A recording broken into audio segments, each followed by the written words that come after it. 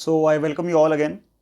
Now today we are going to start our continue our that series of environment and ecology. So इसमें हम लोगों ने we have completed till this point LDF, that is climate finance के अंदर हमने जो COP हुए थे, है ना, we had gone through all those COPs, and now we are going to initiate this particular news, that is global environment facility. देखिए, global environment facility की अगर हम बात करते हैं तो हमको पता है 1992 में जब रियो समिट हुआ था, है ना, रियो समिट हुआ था, which was ultimately the outcome of Stockholm conference, right. तो उस टाइम पर हमको ये समझ में आता है कि जो कुछ चीज़ें स्टेब्लिश हुई थी उस टाइम पे, तो उसी में से एक जो चीज़ थी उसको बोलते हैं हम लोग क्या, ग्लोबल इन्वायरमेंट फैसिलिटी। ये हम पहले भी डिस्कस कर चुके हैं कि अगर जहाँ पर आपको ये फैसिलिटी दिखा, जहाँ पर आपको ये फैसिलिटी दिखा, उसका मतलब क्या है, फंड है। इस बात का आप ध्यान रखेंगे। That which simply means that global environment facility अगर आपको जहाँ पे दिखा, उसका मतलब क्या है, फंड है। It provides the fund for multiple things, है ना, वो हम लोग डिस्कस करने वाले हैं। तो हमको ये समझ में आया कि भाई ग्लोबल जो एनवायरनमेंट फैसिलिटी है उसका 67th काउंसिल ने बेसिकली ऐसे कुछ अप्रूव करा। मीटिंग जब हुई थी तो बोल रहे कि $736.4 मिलियन ऐसा अप्रूव करा हुआ है, that funding shall be provided to the least developed countries और द जो हमारे that is for sustainable development, ultimately climate change के लिए। Now this particular facility or the funding is being provided by the developed countries to the developing countries for the adaptation ultimately, right? Adaptation है and mitigation fund है, right. तो इसी के तहत ये basically सारी चीज़ें दी जाती है। तो इसके बारे में थोड़ा हम जान लेते हैं। तो आउटकम क्या निकले इस काउंसिल के, जो बेसिकली रिसेंट मीटिंग हुई उसमें बोला गया कि एक GEF, राइट, तो ये क्या करने वाले, फंडिंग मोबिलाइज करने वाले from the GEF trust fund, right. तो ये पूरा फंडिंग का जो बेसिकली ब्यौरा है वहाँ से बेसिकली फंड आएगा। किसको, लीस्ट डेवलप्ड कंट्रीज, जो LDCF है, लीस्ट डेवलप्ड कंट्रीज फंड, जो लीस्ट डेवलप्ड कंट्रीज हैं which are on the verge of extension, right, sorry submergence we would say. तो जो हमारे SIDS हैं, राइट, तो जो तुम्हारे जो है छोटी कंट्रीज, छोटे आइलैंड नेशंस हैं, उनको भी जो है फंडिंग देने की बात जो है यही करता है। तो LDCF, that is least developed countries fund, उसको बेसिकली फंडिंग मोबिलाइज करेगा। And ultimately global biodiversity framework fund, इनके लिए भी कौन मोबिलाइज करेगा, यही जो ऑर्गेनाइजेशन है यही मोबिलाइज करता है फंडिंग, राइट। तो अगर हम बात करते हैं प्रोजेक्ट, जैसे कि हमको पता है कि ग्रेट ग्रीन वॉल नाम का जो प्रोजेक्ट है और सस्टेनेबल सिटीज इंटीग्रेटेड प्रोग्राम, ये इसी के द्वारा चलाए गए हैं या अल्टीमेटली फंडिंग इसके द्वारा की जाती है। तो इस चीज़ को आपको ध्यान में रखना है। देन इसके अलावा 2 इंडियन प्रोजेक्ट जो है इनको भी इसके द्वारा फंडिंग की जाती है। उसको जानना हमारे लिए बहुत ज़्यादा इंपॉर्टेंट हो जाता है। पहला, enhance the conservation and the sustainable use of biodiversity, ताकि हम लोग कन्विंग मॉन्टेरियल प्रोटोकॉल जो है, अब ये आप मेरे को बताएंगे जरा, मॉन्टेरियल प्रोटोकॉल किस चीज़ को लेकर, फ्रेमवर्क, जो मॉन्टेरियल प्रोटोकॉल फ्रेमवर्क है वो किस चीज़ को लेकर है, आप मुझे जरा इस बारे में बताएंगे, है ना। तो इसके लिए इंडिया को भी फंडिंग प्रोवाइड यही करता है। एंड सेकंड, कोहैबिटेट नाम का जो प्रोग्राम है, that is conservation sustainable management for the wetland and forest grassland. तो इसके लिए भी कौन हमको फंडिंग कौन प्रोवाइड करता है, that is this particular organisation only, this particular funding only, that is global environment facility, है ना। ताकि माइग्रेटरी स्पीसीज की पॉपुलेशन को, जो सेंट्रल एशियन फ्लाईवे है, उसको बनाया जा सके, उसको सिक्योर कराया जा सके, है ना, बनाया किया जा सके, उसको बनाए रखा जा सके, सिक्योरिटी उसको प्रोवाइड करना एंड अल्टीमेटली उसकी सेफ्टी, उसका प्रिकॉशनरी मेजर के लिए जो फंडिंग है, that is being provided by the global environment facility only. तो इसके तहत जो प्रोजेक्ट हैं that are being implemented by United Nation Development Programme, है ना, और हमारे देश के अंदर ministry of environment, forest and climate change इसके लिए एग्जीक्यूटिव एजेंसी की तरह काम करती है, ताकि इसको अच्छे से डिप्लॉय करा जा सके, ताकि इसको अच्छे से यूज़ करा जा सके। Coming to this particular GEF, ये आपने स्टैटिक पोर्शन में करा होगा, फॉर श्योर करा होगा, है ना। जब बेसिकली मैं तैयारी करता हूँ तो अल्टीमेटली उसमें भी स्टैटिक पोर्शन में this is the normal thing. जब हम जो है रियो डी जेनेरो सबमिट पढ़ते हैं, 1992 का रियो सबमिट पढ़ते हैं, तो वहाँ पर तो ये सारी चीज़ें आती हैं, है ना। तो 1992 रियो सबमिट में इसको लाया गया था। तो it is a governing body only, है ना, council of governing body. 5 convention के लिए फाइनेंशियल मैकेनिज्म का इसके अंदर प्रावधान है। तो इनको आपको याद रखना है, ये रट्टा मारना है आपको, है ना। This are nothing to just make a logic about, right. तो ये तो आपको पढ़ना ही पड़ेगा। लाइक UNFCCC के लिए फंडिंग प्रोवाइड करता है, similarly CBD biodiversity convention biodiversity के लिए UNCCD है। देन उसके बाद हमारा Stockholm convention on prevention of organic pollutant. And lastly हमको पता है कि मिनीमाटा कन्वेंशन, है ना, मिनीमाटा कन्वेंशन के लिए भी कौन प्रोवाइड करता है, ग्लोबल एनवायरनमेंट फैसिलिटी ही प्रोवाइड कर रहा है आपकी फंडिंग। ट्रस्टी कौन है इसका? वर्ल्ड बैंक इसका ट्रस्टी है, 186 मेंबर है, 100 including India is also the member. Secretariat हमको दिख रहा है कि यूएस के अंदर, वाशिंगटन डीसी के अंदर है। और इन किन किन चीज़ों पर फोकस करता है? पहली बात, स्मॉल ग्रांट प्रोग्राम के अंदर फोकस कर रहा है, जो लीस्ट डेवलप्ड कंट्रीज उनके लिए फंडिंग के लिए व्यवस्था कर रहा है। स्पेशल क्लाइमेट चेंज फंड के लिए हमको व्यवस्था करते हुए दिखता है। देन प्लेनेट गोल्ड नाम का बेसिकली एक चीज़ है ना, फॉर द मर्क्यूरी के यूज़ को रिड्यूस करने के लिए। एंड लास्ट हमको दिखता है ब्लू नेचर अलायंस, जो conservation of oceans and marine biodiversity के लिए चलाया गया है। That is also being funded by this particular organisation only. इतना आपको मेरे आई होप समझ में आ गया होगा, है ना। Coming to next our segment, that is Antarctic treaty. Now what does it mean? तो 46th कन्वेंशन हुआ, कंसल्टेटिव मीटिंग हुई अंटार्कटिक ट्रीटी की। इसका पूरा नाम क्या है? Antarctic treaty consultative right meeting. So that is nothing but the environmental protection के लिए एक कंजर्वेशन कमेटी बनाई गई है ना, for the Antarctica, and India is also the part of this particular committee. इसके अलावा बेसिकली है क्या चीज़? तो हमको पता है कि it was being hosted by NCPOR right. NCPOR का मतलब क्या है? National centre for polar and the ocean research, और ministry of earth and sciences हमारी तरफ से जो गवर्नेंस के लिए basically there was a body, तो ये इसके अंदर डिप्लॉयड थे। NCPOR की अगर हम बात करते हैं, इसको 1998 के अंदर इसको स्टैब्लिश करा गया था। Autonomous research and development institution है, इस बात को भी आप ध्यान में रखेंगे थोड़ा बहुत, राइट। अंटार्कटिक ट्रीटी हमारे लिए यहाँ पे इंपॉर्टेंट हो जाती है। इसमें मे भी आपने इसके बारे में न्यूज़ उसमें अपने स्टैटिक में ना लिखा हो, तो इसको यहाँ से जानते हुए चलेंगे। पहली बात, वाशिंगटन डीसी में 1959 में बेसिकली साइन हुई थी। 12 देश इसके अंदर थे और 1961 से फोर्स में आई। इसमें अभी के टाइम पे 57 मेंबर है ना, सॉरी 57 में से जो 29 मेंबर हैं, they are the consultative parties in this particular thing. Consultative party का मतलब क्या है? They have the right to decide और take the participation in the voting kind of. अगर हम बात करते हैं इंडिया जो है कंसल्टेटिव पार्टी है 1983 से, तो इंडिया इसका एक जो काइंड ऑफ परमानेंट मेंबर है, पार्टिसिपेटिव डिसीजन मेकिंग में जो है इसका भागीदार निभाता है। अब देखिए, जैसे अगर हम बात करते हैं अंटार्कटिका के अंदर, अंटार्कटिका के अंदर अगर हम बात करें, तो अंटार्कटिका के अंदर हमारा भी एक देयर इज अ मिशन, है ना। आपने गंगोत्री के बारे में सुना होगा, राइट। तो that is being deployed there. दूसरा अगर हम बात करते हैं, दूसरा हमारा जो पोलर रीजन है, दैट इज द आर्कटिक, है ना। आर्कटिक के अंदर भी India is taking participation, right. India is crucially taking participate into the council of Arctic. Arctic council के अंदर इंडिया का भी अच्छा खासा पार्टिसिपेशन हमको देखने को मिलता है। आप मुझे जरा बताएं कि आर्कटिक जो काउंसिल है ना, उसके अंदर कौन कौन से मेंबर बेसिकली शामिल हैं, और ऐसा क्यों है कि India is taking keen interest in the Arctic region now, है ना। तो आर्कटिक रीजन पे इंडिया का बेसिकली क्यों इतना इंटरेस्ट हो रहा है, ये ध्यान रखिएगा। मेंस का PYQ है, 2018 का PYQ मेंस के अंदर जो आया हुआ था, तो इस बात का आप ध्यान रखेंगे, राइट। तो India is a part of Antarctic council as well, या committee as well. Yes, India is a part of this, है ना। एप्लीकेशन क्या है? दैट 60 डिग्री सदर्न लैटिट्यूड को क्या करना है? It covers the area of this particular latitude, है ना। और ज़्यादा कुछ इसके अंदर है नहीं। तो यहाँ पे ये लिखा हुआ है अंटार्कटिका जो है वो उसको पीसफुल पर्पस के लिए बेसिकली खाली यूज़ करना है। इंटरनेशनल साइंटिफिक कोऑपरेशन इन अंटार्कटिका, वहाँ पे साइंटिफिक एंड रिसर्च पर्पस के लिए खाली यहाँ पे यूज़ करना है। प्रोहिबिशन है कि भाई वहाँ पे कोई भी रेडियो एक्टिव वेस्ट को हम लोग डंप नहीं करेंगे, कोई भी न्यूक्लियर एक्सप्लोजन को वहाँ पे कोई डंप नहीं करा जाएगा, मिलिट्री डिप्लॉयमेंट अंटार्कटिका के अंदर नहीं हो सकती। So these are the things जो आप नॉर्मली डिस्कवर कर सकते हैं। सेफगार्ड अंटार्कटिका के लिए हमको कौन कौन से दिखते हैं? That is conservation of Antarctica seals, 1972 का एक कन्वेंशन हमको दिखता है। Then coming to conservation of Antarctic marine living resources, ये हमको हमने भी रेटिफाई करा हुआ 1982 का, ऐसे कुछ दिख रहा है हमके। लास्टली हमको पता है कि भाई मैड्रिड प्रोटोकॉल जो होता है 1992 का, that is also being signed by India. So this is one of the program जो बेसिकली अंटार्कटिका के सेफगार्ड के लिए हमको देखने को मिलता है। इंडिया का क्या इनिशिएटिव है? तो हमको दिखता है दक्षिण गंगोत्री नाम का, अभी जो हम डिस्कस कर रहे थे, दक्षिण गंगोत्री नाम का, this was the first research station, है ना।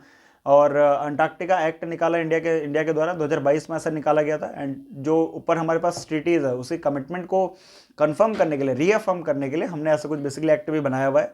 2012 के अंदर हमने जो है मैत्री नाम का, बेसिकली मैत्री और भारती नाम के, Maitri was established in 1989, Bharati station was established in 2012। And similarly हमने रिसेंटली अभी जो है 2012 के अंदर ही मैत्री 2 को जो है री अनाउंस करने की बात यहाँ पे की जा रही है।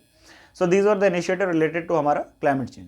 Then coming to other initiative which are being taken, तो पहले हमको देखने को मिलता है कि भाई CTCN है, that is climate technology centre and network, right. तो इसकी 10th एनिवर्सरी अभी हमको देखने को मिली। So what does this network is? तो इसका डेनमार्क में कोपेनहेगन में इसके आपको हेडक्वार्टर देखेंगे। 2014 के अंदर बेसिकली इसका स्टैब्लिशमेंट हुआ था। Now what this is for?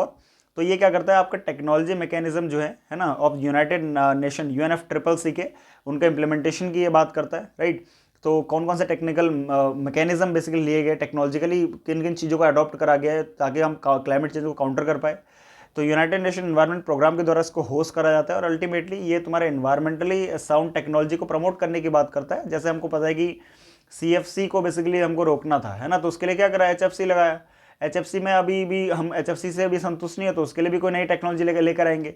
तो ये जो क्लाइमेट रेजिलियंट प्रोग्राम है या मैकेनाइजेशन है या मॉडर्नाइजेशन है उसका, तो उनका इम्प्लीमेंटेशन की बात कौन करता है, यही बेसिकली नेटवर्क बात करता है। तो उसको भी आप थोड़ा बहुत ध्यान में रख लेंगे।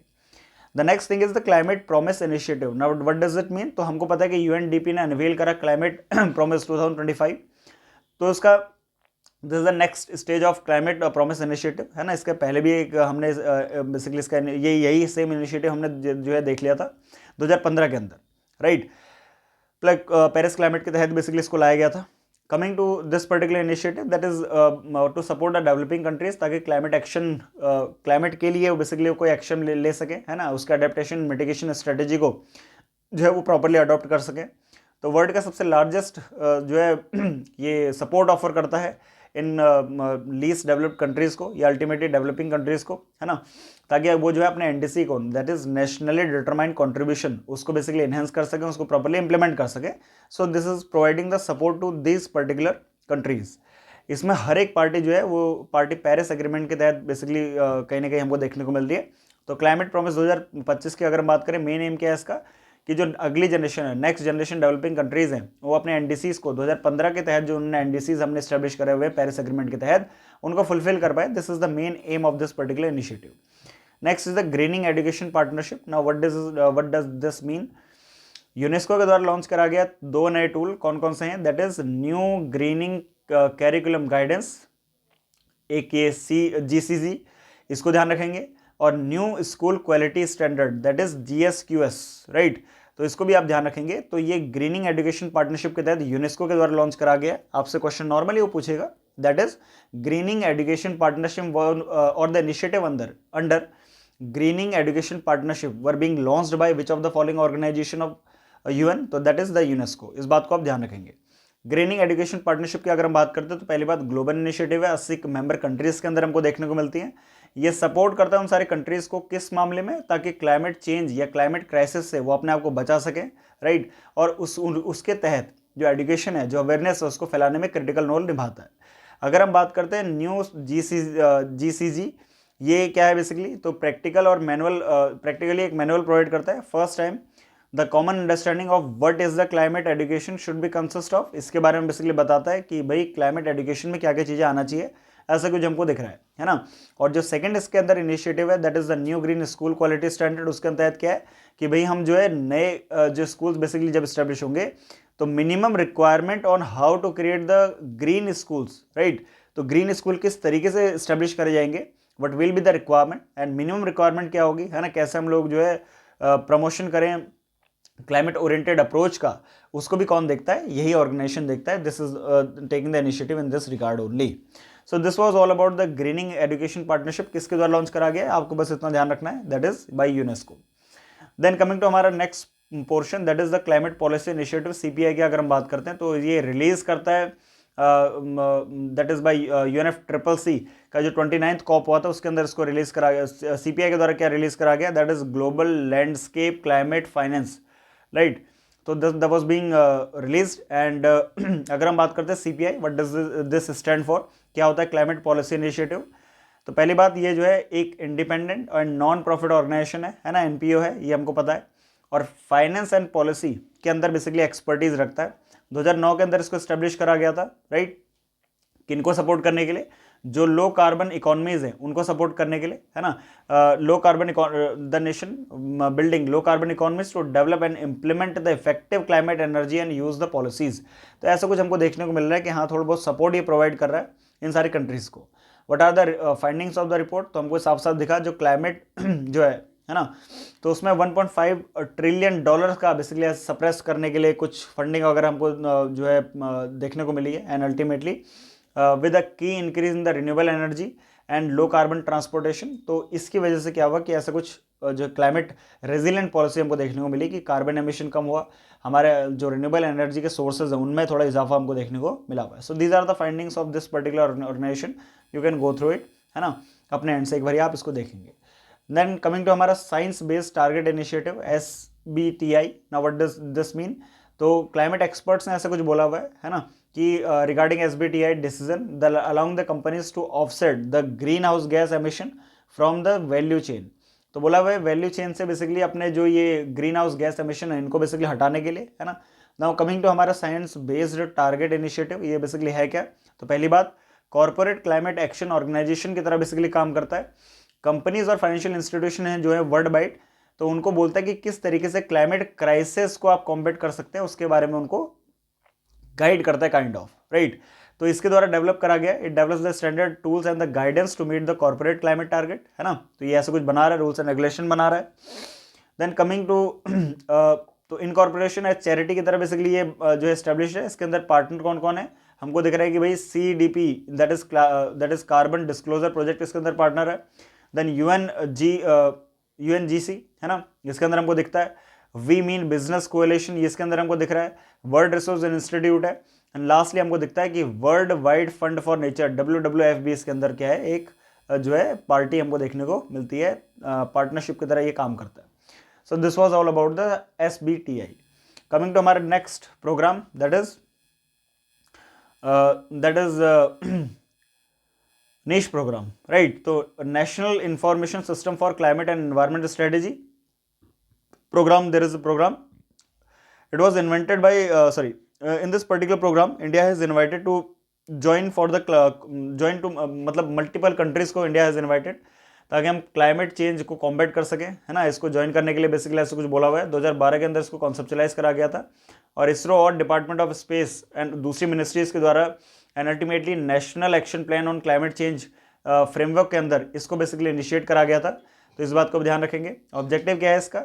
Long term essential climate variables जो है उनको बेसिकली अल्टीमेटली उनको कंट्रोल में लेकर आना है. This was all about this particular program. इसको भी आप एक बार जो है गो थ्रू कर सकते हैं. What is the main aim? That to enhance the participation of academia and the research institution, ताकि क्लाइमेट चेंज को हम क्या कर सके, कॉम्बैट कर सके, है ना. मल्टीपल स्ट्रेटजीज को हम लोग जो है निकाल सकें. Then international network for the terrestrial research and monitoring in Arctic. Now intersect के बारे में आप इंटरसेक्ट के बारे में आप बेसिकली देख सकते हैं, है ना, इंटरेक्ट के बारे में. अब ये आर्कटिक के अंदर ऐसा कुछ हमको देखने को मिल रहा है कि वहाँ पर कुछ ऐसा रिसर्च ऑर्गेनाइजेशन या काइंड ऑफ वहाँ पे रेगुलेशन के लिए देयर इज अ प्रोजेक्ट. तो project of the large network research station that focus on the Arctic and the surrounding region, ऐसा कुछ हमको दिखता है कि there is a project which is being launched. तो क्या है बेसिकली इंटरेक्ट, इसके बारे में एक बार देख लेते हैं. तो क्या करना है, रिसर्च स्टेशन को बेसिकली स्प्रेड करना है अक्रॉस द वेरियस कंट्रीज में. ऐसा कुछ एस्टेब्लिशमेंट इनका होगा. नॉर्दर्न यूरोपियन कंट्री है, रशिया, USA, कनाडा है, ग्रीनलैंड, आइसलैंड, देन जो है फेरो सी है, देन स्कॉटलैंड है. तो आर्कटिक के आसपास की जितनी सारी कंट्रीज है वहाँ पर ऐसा कुछ देखने को मिल रहा है. यूरोपियन यूनियन के द्वारा इसको फंडिंग करा जाता है इंटरेक्ट को. एंड इसका basically what is the main objective? Thus to identify, understand, predict and respond to the diverse environmental changes. क्या क्या हो रहे हैं आर्कटिक में या अक्रॉस द रीजन, इसके लिए basically this is being made. Now what is MYAC? That is 1 million youth action challenge. And अगर हम बात करते हैं, this was promoted by one UN climate change leading partnership, है ना, UNCC लर्न के द्वारा इसको बेसिकली इनिशिएट करा गया. तो इसके में होता क्या है, इसका एम क्या है, जो 10 से 30 साल के बेसिकली लोग हैं, है ना, बच्चों से लेकर अडल्ट तक, उनकी अगर हम बात करें तो उनके द्वारा कोई कॉन्क्रीट एक्शन लिया जाए ताकि सस्टेनेबल उनके लिए या उनके द्वारा बेसिकली लिया जाए ऐसा कुछ एक्शन, ताकि अपने फ्यूचर को क्या बना सके, सस्टेनेबल बना सकें. तो SDG के अंदर, सस्टेनेबल डेवलपमेंट गोल के अंदर इसको इनिशिएट करा गया. गोल नंबर 6 की अगर हम बात करते हैं, goal number 12 and goal number 13, goal number 15. So these were all included in this particular framework या एक्शन चैलेंज जो हमारे पास है. देन UNCC की अगर हम बात करें तो ये क्या है, तुम्हारा मल्टीलेटरल ऑर्गेनाइजेशन है ना, जो एक साथ आता है, बहुत जो मल्टीपल कंट्रीज को इट कम्स टुगेदर, उनके बारे में नॉलेज डेवलप करता है क्लाइमेट चेंज के, एंड अल्टीमेटली स्किल डेवलपमेंट करता है ताकि क्लाइमेट चेंज को हम लोग टैकल कर सके. Okay, so this was all about हमारा क्लाइमेट चेंज का सेकेंड वाला portion. Then we will also proceed to the climate change mitigation and the adaptation. तो किस तरीके से what is the difference between adaptation and mitigation, आप ये देख सकते हैं। कार्बन क्रेडिट के बारे में हम लोग जानेंगे। Green washing was already in PYQ, previous year question में हमारे पास है। तो इसको नेक्स्ट वीडियो में अपना जो है we'll try to complete this particular portion as well, and we shall be moving to the next portion जो हमारे इसके अंदर आता है, right. So what were the terms in news in the last year and the organisation related, we shall also be looking all those things. And lastly हम अपने third segment पे जा रहे होंगे, that is the pollution, right. तो मिलते हैं आपसे नेक्स्ट वीडियो में, शॉर्टली उस वीडियो को अपलोड करूंगा, and then we'll have that particular video, right. तब तक के लिए जय हिंद।